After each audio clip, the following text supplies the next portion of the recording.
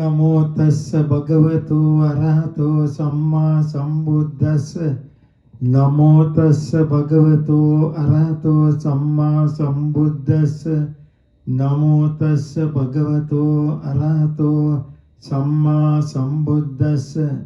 Homage to the exalted one, the worthy one, the perfectly enlightened one. I have been given instruction of the Vipassana or insight meditation, and I have explained earlier up to Chitta Visuddhi, purification of the mind. First I explained the Sila Visuddhi, purification of the conduct, and then I also explained up to Chitta Visuddhi, purification of the mind. Now we are going to start from the third part, is called the Kanka Vitarana Visuddhi. In English is called knowledge by discerning conditionality. And it also explained in some part Pachya Parikha Jnana. Pachya Parikha Jnana means the knowledge of cause and effect.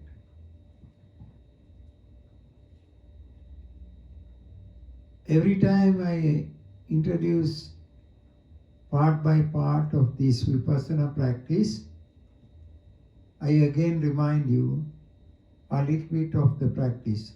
Those who do breathing meditation, when you inhale and exhale, say mentally say 1. Inhale and exhale, say 2. Inhale and exhale, say 3. And start from 1 again. Those who prefer to notice the rising and falling of the abdomen, just notice somewhere on the abdomen, and when it rises, say rising. When it falls, say falling. Rises, say rising.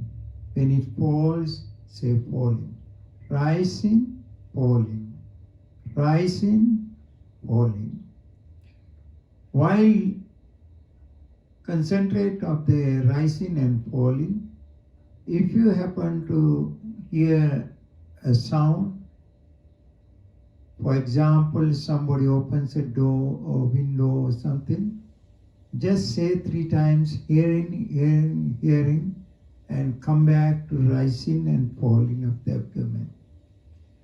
While practicing, if you have itching or scratching sensations, just notice that place and scratch with your mind, not with your hand. So when you have itching feeling, just notice that place, say itching, itching, itching. Or when you have scratching feelings, say scratching, scratching, scratching.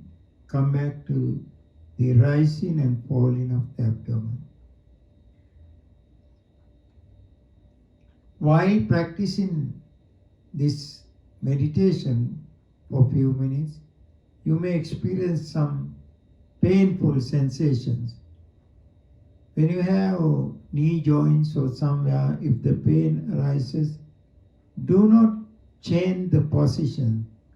Don't stretch your legs. Stay still and contemplate of the pain. Just notice the pain, say mentally, paining, paining, paining, until the pain goes off completely, and then come back to breathe, rising and falling again.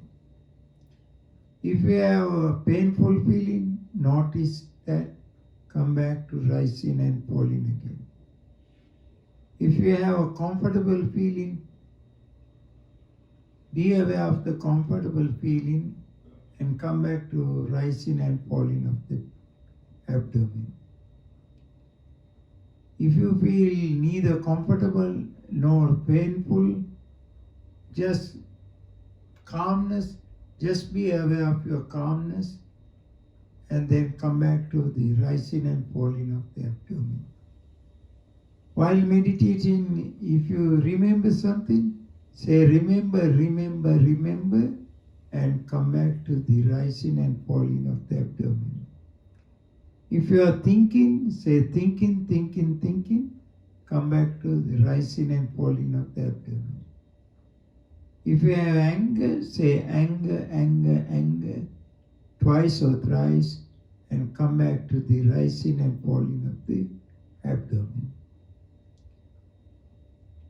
Now, while practicing, you will gradually improve step by step.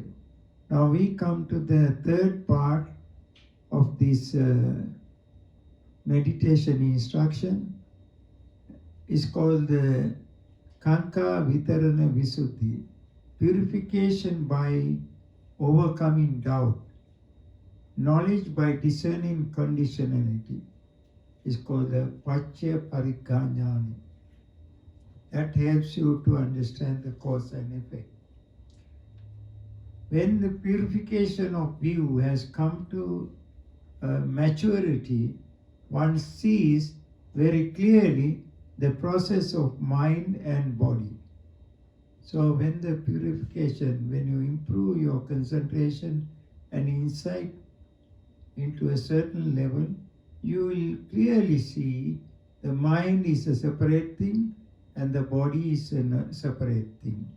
So you will see it in crystal clear, but mentally you will understand when you improve your knowledge.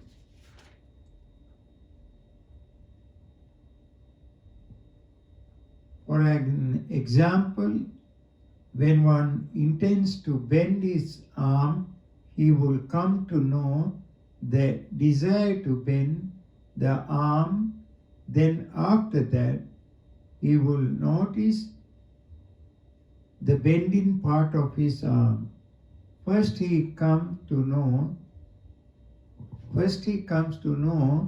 the desire, then after that the movements. The other parts of the body works as explained above. Now, in the ordinary world, those who do not practice meditation, you just lift your hand like this. But in here, while practicing, every moment, before that moment, there is an intention. In order to lift my arm little bit to a certain level, I have to intend to lift it. Otherwise you can't lift your hand. So that intention, that you will come to know the intention first, and then after that the hand will be lifting. Hand is going up. If there is no intention, there will be no movement. When there is intention, the hand will move up. When you want to bend the arm, there is an intention to bend, and then you are bending the arm. So those two things that you will mentally see very clearly. It's very hard to put this experience into words, but you will come to know, if you really practice in this, you will one day come to know what I am explaining here.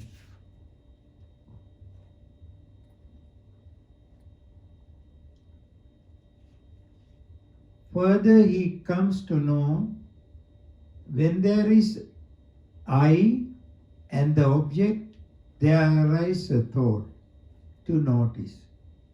Then seen thought will not arise if there aren't the I and the object. So, because we have eyes and there is an object, and then when we see something, then we visualize something. If there is no object, and then we don't visualize anything.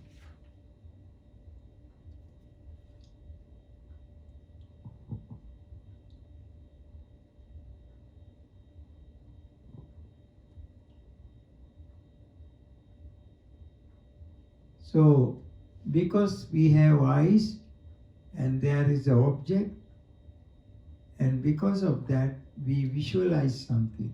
So, you will come to know these three things very separately. You will come to know a special wisdom will arise, and you come to know because you have eyes and because there is an object to see, the vision occurs. If there is no eye, when there is no object, no vision will arise.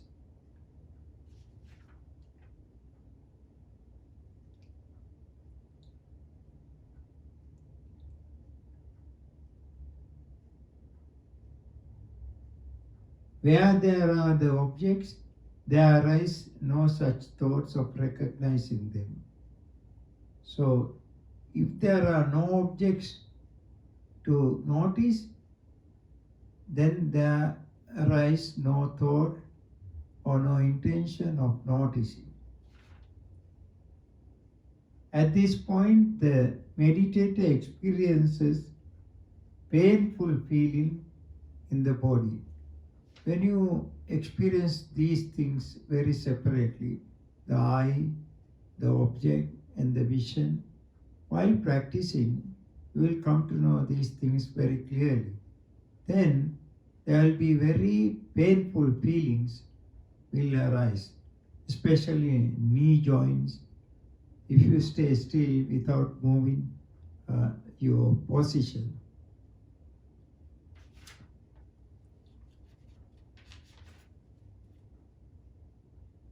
Even if he notices these painful feelings mindfully, again they arise in another part of the body.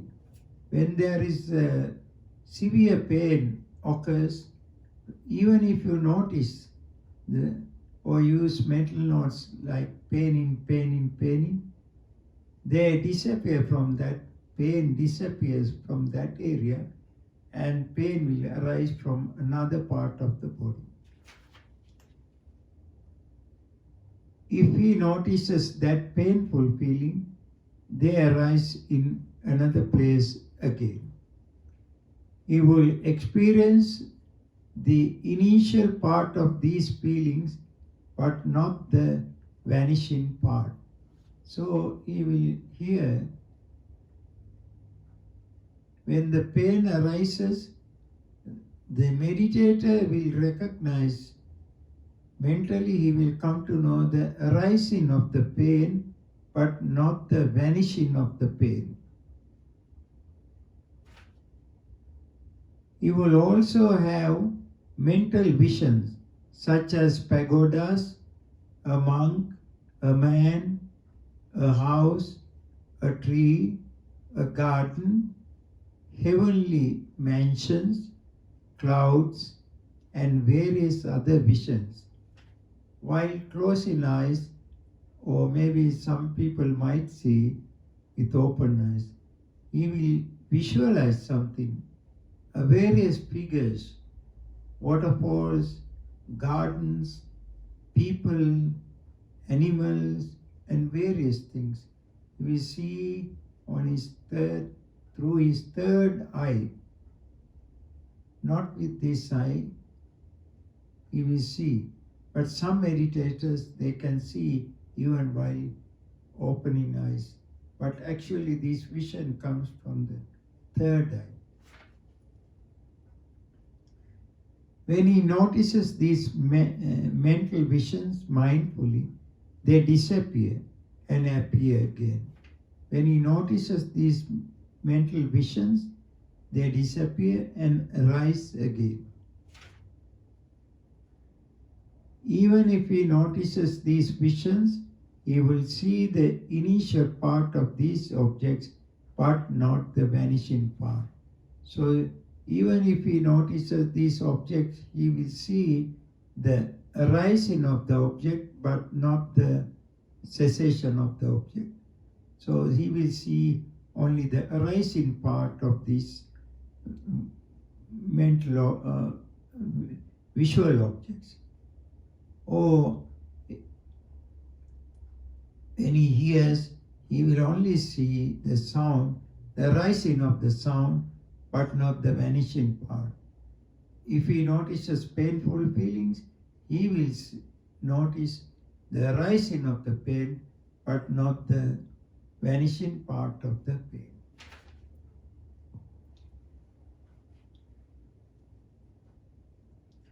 He comprehends here that when these objects are present, seen thought arise.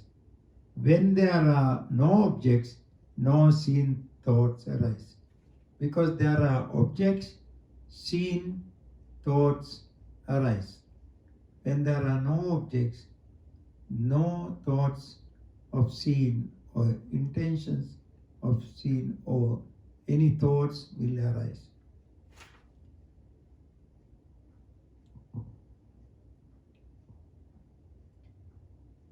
He at this moment comprehends. As a result of cause, there arise ignorance, craving, and the accumulation of karma. Positive and negative actions. The karma means positive and negative action.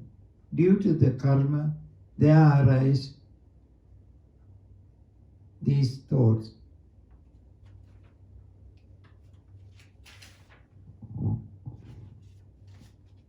Due to the karma, there arise this consciousness. Due to consciousness, there arise six senses. Due to six senses, there arise contact. Due to contact, there arise feelings. Due to feelings, there arise craving. Due to the craving, there arise grasping. Due to the grasping, there arise new existence, then birth. Due to birth, there arise death and decay, grief, melancholy, and despair, thus the cycle of birth and death. For example, while practicing insight meditation, he will come to know. For example, if he has been noticing painful feeling, while noticing the painful feeling, he will come to know, in the past, I had this pain.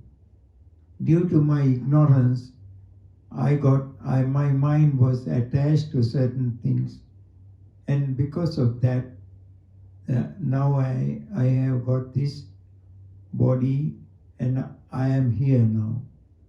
If I get attached to these painful feelings or comfortable feeling, or if I get angry with the painful feeling, if I get attached to the comfortable feeling, I will be in future. So the past, present, and future connects. Mentally he comes to know that that he was in the past, and due to his ignorance, he is here right now, and if I do not get rid of my craving attachment, I will be in future. So the past, present, and future, these three things connects together. It is a direct experience. It's hard to explain in words.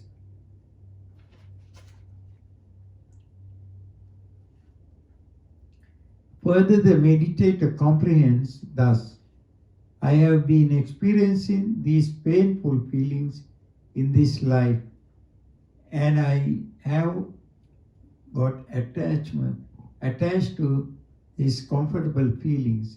I have got attached to these feelings in my past life, and as a result of my attachment, I am born here again. If I do not get rid of these feelings, I will be reborn in future. If I could free from all attachments, I will not be born again in future. This kind of understanding he will experience when his meditation improves. At this point, the meditator experiences the past, present, and future. Even though we explain these things in words, the actual understanding cannot be put into words. One has to realize this state and experience it by oneself to know it very clearly. At this level, the meditator comprehends that there are these mind and the knowing of the objects.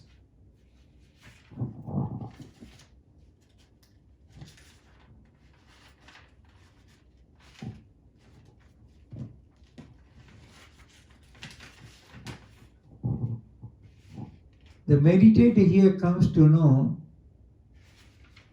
the mind is there and there is knowing. When he sees something, he knows it. He visualizes. When he hears something, when there is a sound, because there is mind, he hears something. Besides this mind and the object and the mind and the body, there exists no person, no soul, no I or ego. There is no such a thing exists. So this can be understood only if you improve insight meditation up to this level.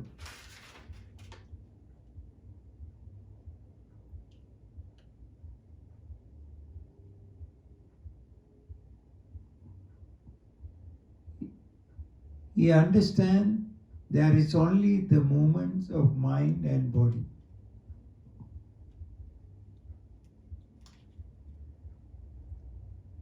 Now we come to the other part, is called the knowledge of comprehension.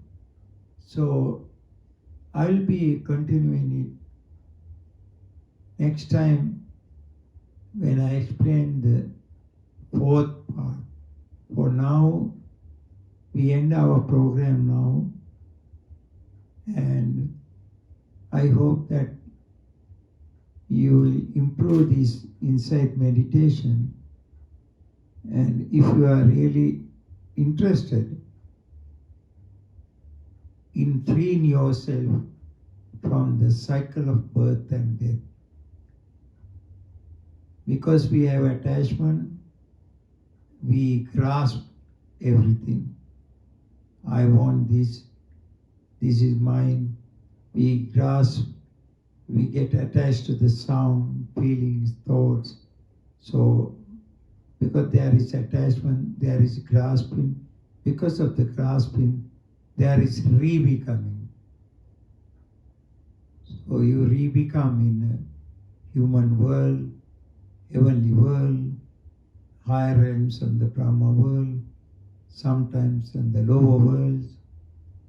And because there is rebirth, re-becoming, there is birth, human birth, or as a heavenly birth, a Brahma birth. The Brahma worlds are, according to Buddhist cosmology, we have 6 heavens, 16 Brahma worlds. Brahma worlds are very higher realms. So,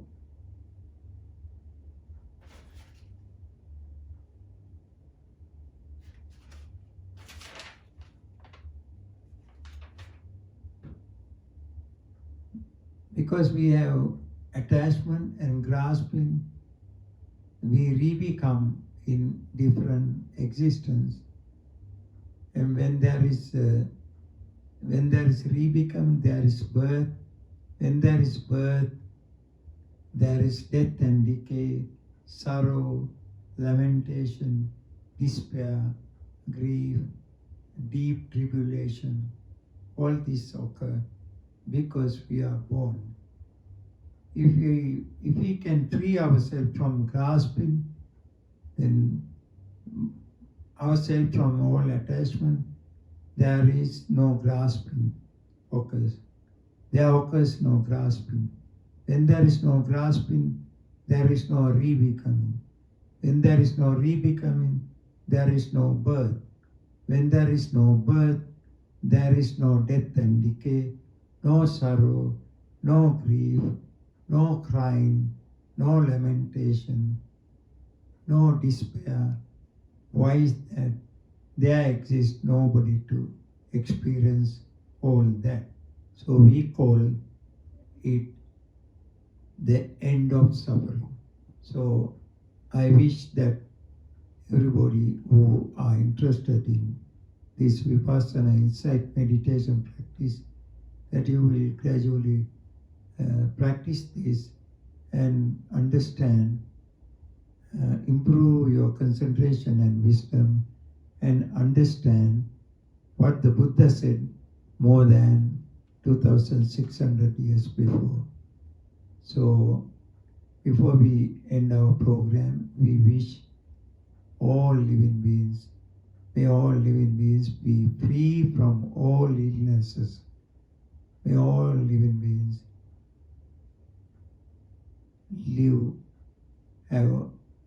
may all living beings live longer, live a happy life. May the entire world be filled with love and peace. I thank you.